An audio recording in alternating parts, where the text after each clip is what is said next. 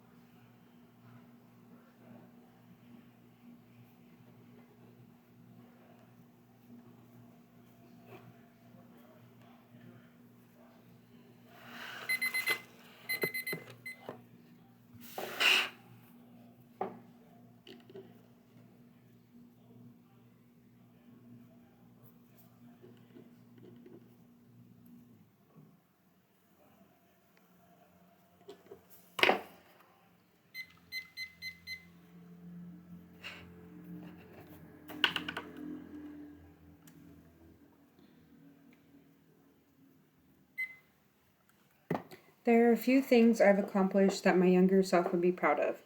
First would be that I am a teacher.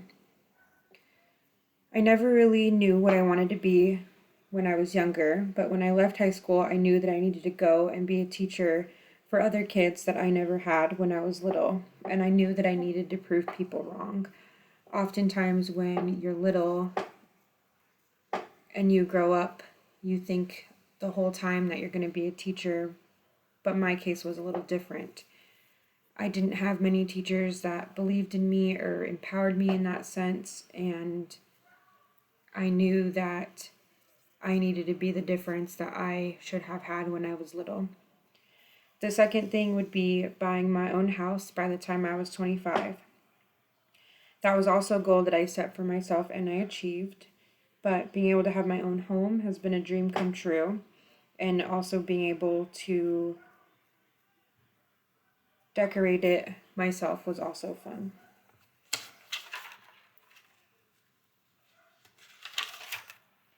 The third thing would be going to grad school.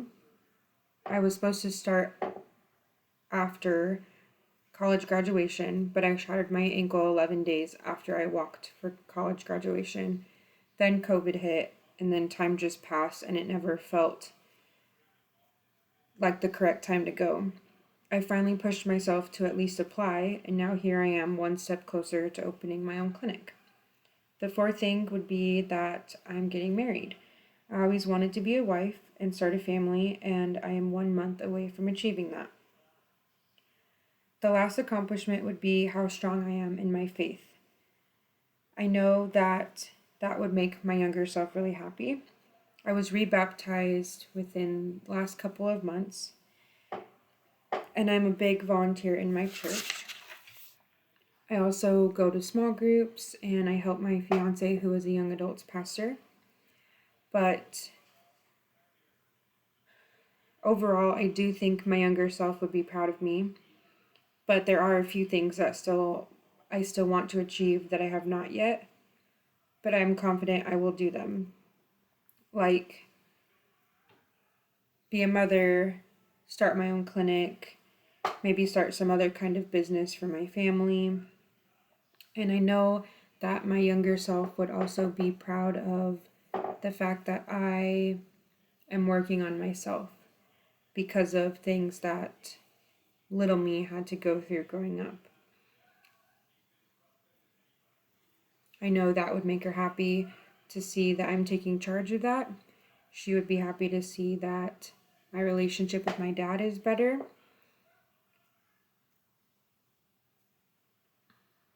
But like I said, overall, I do think my younger self would be proud of me.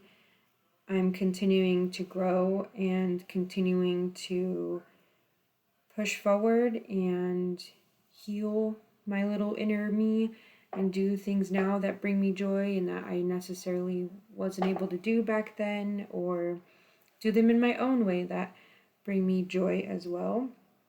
But like I said, I'm very proud that I went to grad school. I'm proud that I'm a teacher, and I can just continue moving forward and working hard to open my clinic and provide what wasn't provided for me or what's not provided for students around me or young individuals in my community that need a clinic that offers services and treatments for them. But that's what I would tell younger me.